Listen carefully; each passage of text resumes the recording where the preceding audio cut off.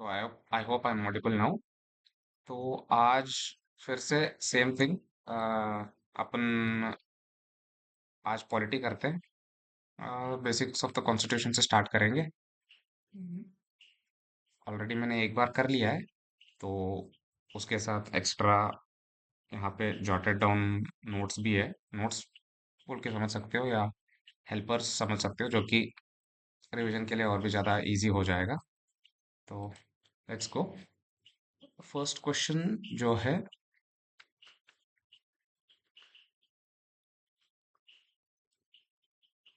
First question पूछ रहा है, consider the following subjects and arrange them into sequential orders as mentioned in the constitution. Parts दे रखा है, union territory, fundamental duties, citizenship, DPSP, और उसके बारे में पूछ रहा है। तो सबसे पहले कौन सा आता है? Union territory part one. Okay. Part two citizenship है। पार्ट थ्री फंडामेंटल राइट्स है। और पार्ट फोर डीपीएसपी है। इतना तो सबको पता होना चाहिए। और part four A is fundamental duties. Part five union. Part six state. ये basic, everyone has to know this. Okay.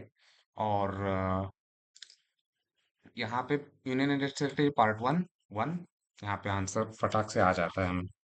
Okay. तो दिस इज द आंसर। तो let's go to the second question. यहाँ पे शेड्यूल दे रखा है उसने, और schedule को मैच द फॉलोइंग कर रहा है। Third schedule, fourth, third, fourth, fifth, six. तो लेट्स सी व्हाट। हाँ, तो यहाँ पे शेड्यूल्स दिए हैं। First schedule state union territories के बारे में बता रहा है। और थर्ड शेड्यूल किसके बारे में बता रहा है? थर्ड शेड्यूल बता रहा है वोट्स एंड अफर्मेशंस के बारे में। तो ए का टू बन जाएगा। तो यहाँ पे ये आंसर आ जाएगा फटाक से। और फोर्थ शेड्यूल किसके बारे में बताएगा? Fourth schedule allocation of seats in Rajya Sabha, यहाँ पे दिख रहा है ना, fourth schedule. Fifth schedule is with respect to scheduled areas के बारे में, article 244 scheduled areas. Sixth schedule AMMT बोल के, वो जो नेमोनिक सबने याद किया रहता है, असम, मेघालय, त्रिपुरा, मिजोरम के शेड्यूल्ड एरियाज के बारे में। और फिर सेवेंथ शेड्यूल तो distribution of subjects between union and state, और कंकरेंट ह्यूमन रेसिडुअल भी वहीं पे आ जाता है। एट शेड्यूल लैंग्वेजेस के बारे में आता है। सेवेंथ शेड्यूल यहाँ पे इसके बारे में। और नाइन्थ शेड्यूल हमारा लैंड रिफॉर्म्स के लिए निकाला गया था। Tenth schedule anti defection law. और 11th शेड्यूल पंचायत के बारे में। 12th शेड्यूल म्यूनसिपैलिटीज के बारे में। Simple as that. तो let's go to the next question. When was the Panchayat Pesa Panchayat Extension to Scheduled Areas Act passed by the Indian Parliament? This was passed in 1996. Okay. और इसको क्या बोलते हैं, 73rd amendment से पंचायती आ गया था। और फिर मतलब ये 73rd अमेंडमेंट पंचायती राज 1991 में आ गया था। और फिर शेड्यूल्ड एरियाज को एक्सटेंड करने के लिए पैसा लाया गया था। ओके। तो चलो let's go to the next question. क्या पूछ रहा है? The 73rd constitutional amendment act और 73rd amendment of the constitution is considered to be a watershed in the history of local self government in India. हाँ, सही है, generic statement है। And the 73rd constitution conferred the much coveted constitutional status on panchayat. This is also true. And तो answer both A and B. Correct explanation, अरे गलती हो गई, correct explanation है। टिक करने में गलती हो गई, चलो ठीक है। Let's go to the next question. Next question क्या पूछ रहा है? Right to education has been included in the fundamental rights. कब? 86th constitutional amendment act 2002। Simple है। ओके। तो यानी और आगे आरटीई के बारे में वो और बताता है कि right to education article 21A में भी है। ओके। और ये यहाँ पे एक right to education act of 2009 ये भी आ गया था 86 अमेंडमेंट के बारे में। और यहाँ पे compulsory education to all the children of 6 to 14 years। ओके। और फिर डीपीएसपी में भी है आर्टिकल 45 में, until the age of 6 years। और इवन फंडामेंटल ड्यूटीज में भी 51A में आया था। ओके। तो ओवरऑल ये एजुकेशन के बारे में है। Let's go to the next question. यहाँ पे labour, which of the following labor related acts have been amalgamated into the Code on Wages 2019? तो कोड ऑन वेजेस 2019 के बारे में पूछ रहा है। अगर हमें कुछ पता नहीं है ना इसके बारे में, तो चाहे तो ऑल ऑफ द अबव लिख दो। अगर किसी को कुछ निकालना भी है, मतलब कुछ एलिमिनेट करना है कोई ऑप्शन को, तो अच्छी तरह से देखो, मिनिमम वेजेस एक्ट, ये इसके ऊपर गवर्नमेंट ला सकता है कुछ कानून, मतलब लेबर लेबर के हिसाब से, राइट।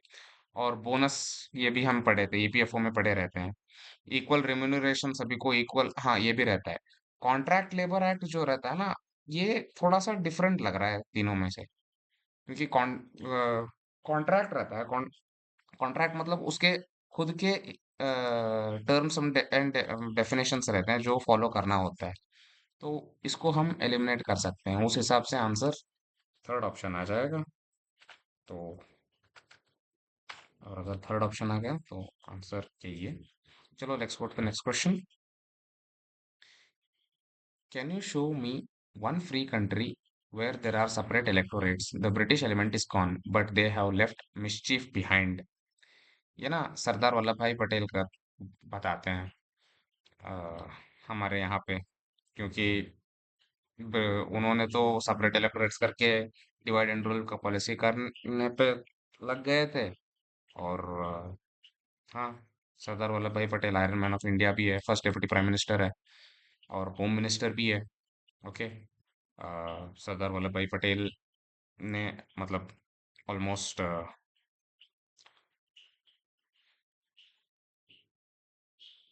हाँ।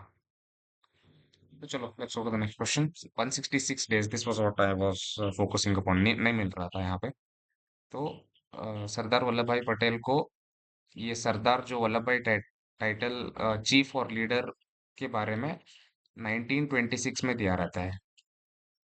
वहां पे सत्याग्रह करने के लिए गए रहते हैं, तो तब उनको वो कन्फर्म किया गया रहता है।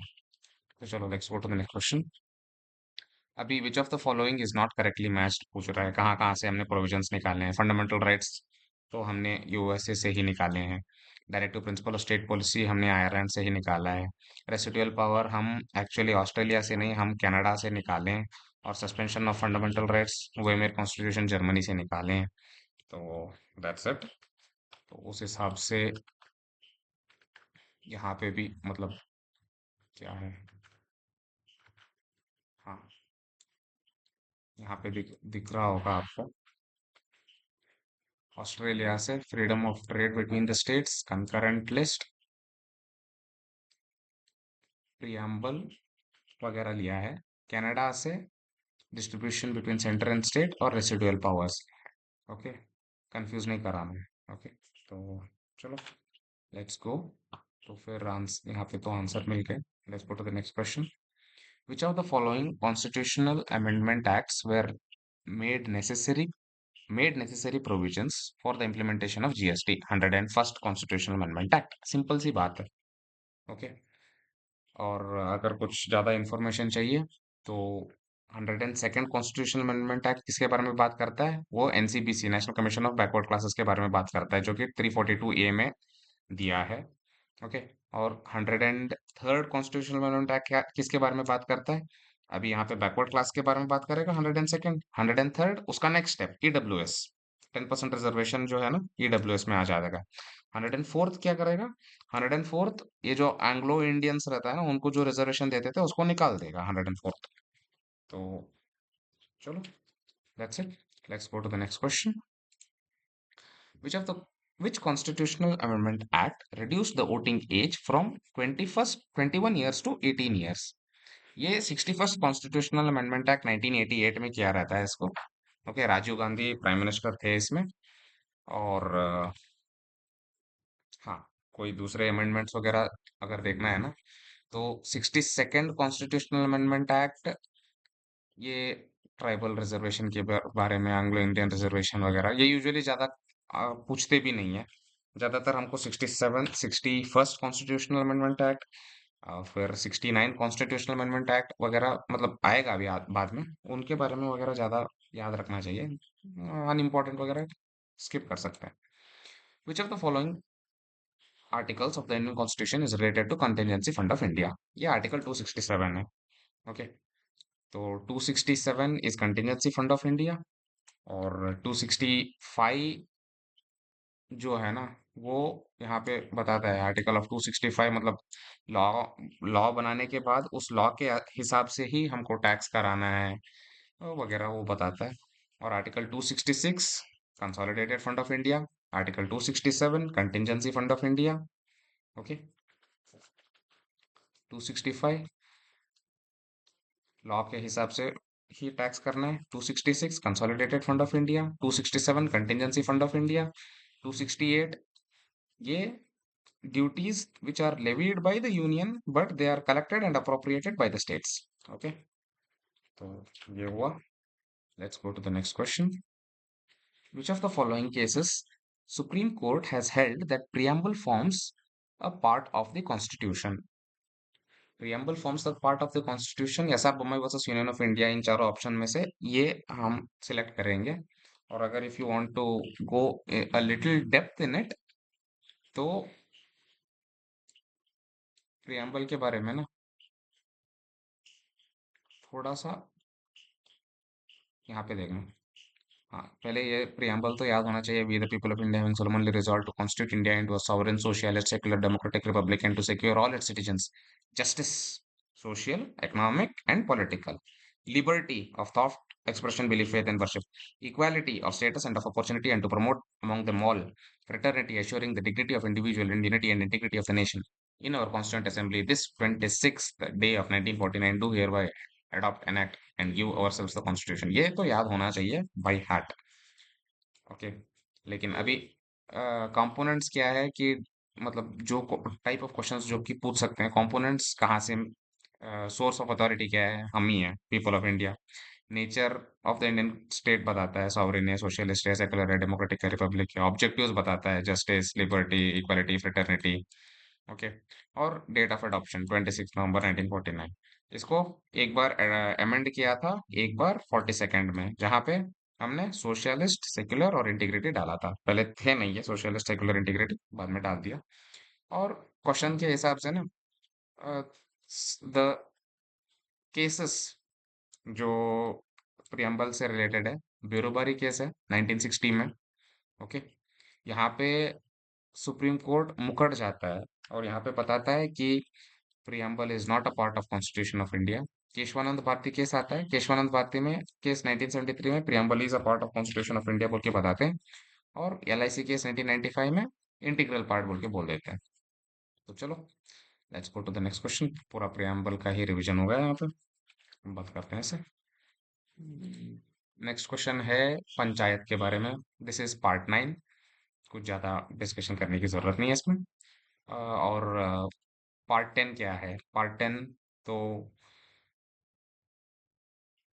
Part 10 of the Indian constitution scheduled and tribal areas के बारे में बात कर रहा है। Okay, part 11 relation between union and states, part 12। हाँ हाँ हाँ, ओके, तो चलो, let's go to the next question. Uttar Pradesh zamindari abolition act जहां जहां पे लैंड अबॉलिशन वगैरह आता है, वो सब 9th शेड्यूल में आ जाता है। ओके, 9th शेड्यूल जहां जो कि जुडिशियरी के दायरे से बाहर। और 5th शेड्यूल ट्राइबल एरियाज रहता है, 6th शेड्यूल एएमएमटी रहता है, 11th शेड्यूल किसके बारे में है? 11th schedule agriculture. ये तो अभी अभी अभी हमने पढ़ा था ना। ओके, तो चलो, let's go to the next question. Which one of the following is not correctly matched? Article 39A equal justice and free legal aid, this is true. और article 40 organisation of village panchayat, this is also true. Article 48 separation of judiciary and executive, this is true. Article 44, uh sorry sorry, एक second. Article 48 separation of judiciary and executive नहीं, article 48 ना, ये animal husbandry आता है। यहाँ पे देखना, article 48 agriculture animal husbandry, article 48 यहाँ पे आता है। Okay, and this separation of judiciary from executive is article 50। तो उस हिसाब से हमें पूछा है which is not correctly matched this one. 44 तो यूसीसी सब सब बच्चा बच्चा भी जानता है अभी। Let's go to the next question. The provision for representation of Anglo-Indian community in the Lok Sabha has been made in the Constitution under the article of 331. Simple. Okay, 331 है। और what does article 221, 121, 139 सारे के सारे जो articles है ना, ये सारे कोर्ट्स के बारे में है। और जो जो ये 139, 121 जो जो है ना, ये सब ऑलमोस्ट सुप्रीम कोर्ट के बारे में है। 221 हाई कोर्ट के बारे में है। लेकिन इसमें जब थोड़ा सा डिटेल में अगर जाओगे ना, तो व्हाट डज आर्टिकल 121 से, 121 पार्लियामेंट में जुडिशियल प्रोसीडिंग्स जो जो होता है, ओके, सुप्रीम कोर्ट हो या हाई कोर्ट हो, वो डिस्कस नहीं कर सकते हैं आर्टिकल 121 में। और आर्टिकल 139 व्हाट डज दिस से, आर्टिकल 139 सेज कि सुप्रीम कोर्ट के पास पावर है टू इश्यू रिट्स, मतलब वही habeas corpus, mandamus, prohibition, Q warrant और सर्चुरी बाद में पढ़ेंगे अपन। और आर्टिकल 221, 221 सैलरीज ऑफ जजेस, ये स्पेशली 221 मतलब जब अगर दो आ जाएगा ना यहाँ पे हंड्रेड्स प्लेस में, तो स्टेट के बारे में बात होता रहता है, तो हाई कोर्ट होता हो जाएगा वहां पे। तो चलो, let's go to the next question. फिर से, the provision for appointment of national commission for एससीज and STs has been made in the constitution under the article 338 and 338, ये सिंपल है। ओके, और अदर प्रोविजंस यहाँ पे जो कि ज्यादा इम्पोर्टेंट मेरे हिसाब से तो नहीं लग रहा है, लेकिन हाँ, there are some things we need to know कि आर्टिकल 338 में हमें मतलब अ, ये जो मेंबर्स रहते हैं, चेयरमैन रहता है, वाइस चेयरमैन रहता है और 3 अदर मेंबर्स रहते हैं। ओके, और ये मेंबर्स में एक वुमेन भी होना चाहिए। ओके, तो चलो, let's go to the next question. ज्यादा डिस्कस करने की जरूरत नहीं है, फास्ट फास्ट खत्म करते हैं। Which of the following articles of the Indian Constitution provide provision for creation or abolition of legislative councils in the state? This provision of creation or abolition of legislative council is given under Article 169. Okay, or the number of states which have legislative council in India is, UP में है, बिहार में है, जम्मू कश्मीर में है, Maharashtra, Karnataka, Andhra, Telangana. Okay, तो total 7 states. और extra information with respect to article 160, 169 में majority of, मतलब बाइकैमरल सिस्टम, 2 हाउस, ये नहीं, ये तो हमने अभी जस्ट डिस्कस किया था। 168, व्हाट डज 168 से कि अभी जो हमने डिस्कस किया 7 स्टेट जो है, okay, and 170 composition of legislative assemblies के बारे में 170 बताता है, एंड 171 वो भी कंपोजिशन ऑफ लेजिस्लेटिव असेंबलीज के बात के बारे में बता रहा है। तो चलो, let's go to the next question. Which of the following cases propound the concept of basic structure of Indian constitution? Basic structure of Indian constitution के बारे में जब बता रहा है ना, तो कोई केस नहीं बताता है, नन ऑफ द वो कोई केस नहीं बताता है कि बेसिक स्ट्रक्चर ऑफ, मतलब बेसिक स्ट्रक्चर को प्रपोंड करने के बारे में कहीं पे भी इंडियन कॉन्स्टिट्यूशन में। ये पार्लियामेंट लाया, मतलब जब लाता है ना लॉज में, तो अगर वो कॉन्स्टिट्यूशन के बेसिक स्ट्रक्चर को अल्टर कर रहा है, क्या उसके अगेंस्ट जा रहा है, तो तब it will come, supreme court आ जाएगा, और else it won't. Let's go to the next question. The financial relation between union government and state government has been discussed in Article 268 to 281. यहाँ पे है, ये एक्चुअली इंपॉर्टेंट है, आगे हम पढ़ेंगे। फिलहाल बेसिक, ये सब बेसिक्स चल रहा है ना, तो आगे इसके बारे में डिटेल में एमसीक्यूज आएंगे तो हम और पढ़ेंगे। Let's go to the next question. Who among the following were the members of drafting committee of the constitution. इसमें ना यूजुअली कंफ्यूज कराने के लिए ना हमें ऐसे थोड़े फेमस पर्सनालिटीज देते हैं। जवाहरलाल नेहरू दे दिया, सरदार वल्लभ भाई पटेल दे दिया। नहीं भाई, ये दोनों ना they were not the members of drafting committee of the constitution. तो अगर हम इन दोनों को निकाल दिए ना, अगर दो को निकाल दो और चार को निकाल दो, आ गया बचा तीन। Answer is seven. और ड्राफ्टिंग कमेटी के मेंबर्स हुआ तो एक बार याद रख लेना। अल्लदी कृष्ण स्वामी अय्यर थे, गोपाल स्वामी, बी आर अम्बेडकर जो कि हेड थे, K M Munshi, Mohammad Sadaulla, B L Mitter, DP Khaitan. DP Khaitan ज्यादा सुना हुआ नाम नहीं है, लास्ट है, देख लेना, डीपी कैतान। ओके, चलो let's go to the next question. The constitutional adviser of the constituent assembly was. Constitutional adviser कौन था? एडवाइजर, एडवाइजर था बी एन राव। ओके, थे, सॉरी, एडवाइजर थे बी एन राव। तो उनको pioneer of the Indian constitution, ये क्या कंट्रीब्यूशन किए हैं इन्होंने? इन्होंने ना यहाँ पे देखो, जस्टिसिएबल एंड नॉन जस्टिसिएबल का जो मुद्दा था, उनको डिफरेंशिएट किया था बीएन राव ने। Let's go to the next question. The provisions of the representation of Anglo-Indian community in Lok Sabha has been made under the Constitution of, same फिर से रिपीट कर रहे हैं, article 331। Let's go to the next question. By which constitutional amendment the number of central ministers has limited to 15% of the total members of the Lok Sabha? ये 91st amendment 2003 में लेके आए थे कि 15% ऑफ द लोकसभा के ज्यादा ministers नहीं हो सकते। अगर ये, इससे सिर्फ 15% हो सकते हैं ministers, and that 15% would amount to 81 ministers. Okay, and then let's, 92nd amendment और 90th अमेंडमेंट जो दिया है उसके बारे में। 92nd अमेंडमेंट में एक्चुअली 4 लैंग्वेजेस को इंट्रोड्यूस किया था, बोडो, डोगरी, मैताली, संताली। और 90th अमेंडमेंट में शेड लाइक सीट्स को रिजर्व किया गया था शेड्यूल्ड ट्राइब्स में, असम, बोडो लैंड एरिया। तो चलो let's go to the next question. Which of the following is not a federal feature? Distribution of power between center and state is a federal feature.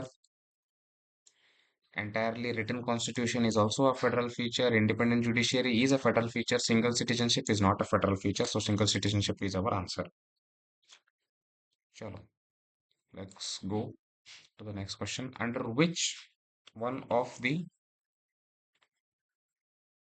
following articles the procedure for removal of the president process of India through the impeachment has been laid down? Article 61, कैसे impeach करते हैं वगैरह, तो वो तो हमने पढ़ा ही है। In case if we want to know, he can be impeached only on the case of violation of constitution।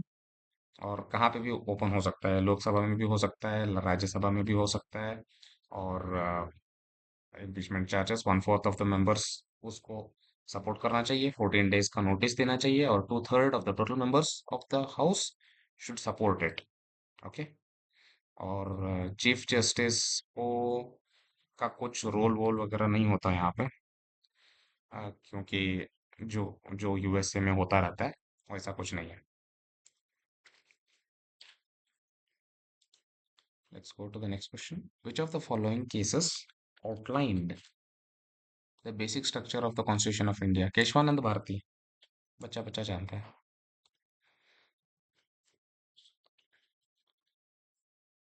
India is a written constitution. Yes. The growth of strong regional parties is an indicator of regional aspiration. Yes. लेकिन ये और ये interlinked नहीं है, तो उस हिसाब से both are true, but not the correct explanation of A will be the answer.